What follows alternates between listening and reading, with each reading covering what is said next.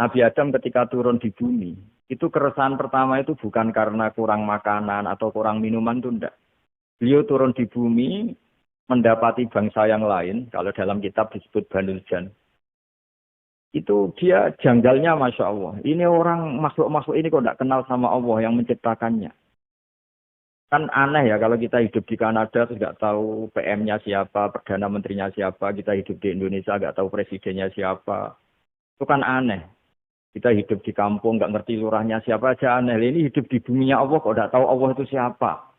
Nggak pernah menyebut Allah. Padahal harusnya yang paling dikenal pertama itu ya zat yang menciptakan kita, menciptakan langit bumi dan sebagainya. Sehingga beliau itu brutu itu kompleks. Ya Allah ini enggak fair dunia ini. Engkau yang menciptakan, engkau yang memberi rezeki, kemudian mereka enggak kenal engkau. Ini kata Nabi Adam alaihissalam. Barokahnya komplain itu, jadi komplain itu yang diridhoi Allah juga banyak. Akhirnya Allah meridhoi Nabi Adam, dosa-dosanya, salahnya itu diampuni.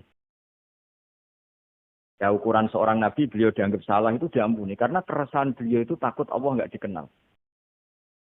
Nah, masjid yang di Kanada, di Montreal, juga ketakutan kita ini jangan sampai orang Islam tidak punya tempat ibadah. Meskipun setelah punya tempat ibadah, ketakutan kita jangan-jangan ibadahnya tidak sesuai sunnah Rasul. Setelah sesuai sunnah Rasul, kita takut lagi. Jangan-jangan memaksa sesuai tapi karena ingin benar. Dan setelah ingin benar, takutnya syarat tasawuf, ngimani kebenaran itu. Bukan ngimani rahmatnya Allah, tapi ngimani kebenaran itu. Artinya jadi ujub. Ujub itu bangga amal diterima karena kebaikannya, bukan karena fadlnya Allah, karena anugerah. Nah, ketakutan-ketakutan ini khas orang soleh. Orang soleh itu kalau nggak sholat takut. Setelah sholat takut nggak sesuai syarat rukun. Setelah sesuai semua takut iktimat alal amal. Membanggakan kebenaran. Tapi bukan membanggakan luasnya rahmatnya Allah Ta'ala. Sehingga di luar ilmu fikih ada ilmu namanya ilmu tasawuf. Ilmu yang mengelola hati. Jadi ibarat orang itu kalau yang paling masyhur dalam cerita-cerita orang sufi. Ada orang sudah masuk surga karena tidak pernah dosa sama sekali. Ini cerita-cerita yang melegenda di dunia tasawuf. Tanya Allah, kenapa kamu masuk surga? Karena saya taat terus ya Allah, nggak pernah maksiat sama engkau. Berapa lama kamu hidup di dunia? 80 tahun. Ya sudah, karena taat kamu 80 tahun, ya surga kamu 80 tahun. Dia komplain, ya Allah katanya surga selamanya. Kenapa ini hanya 80 tahun?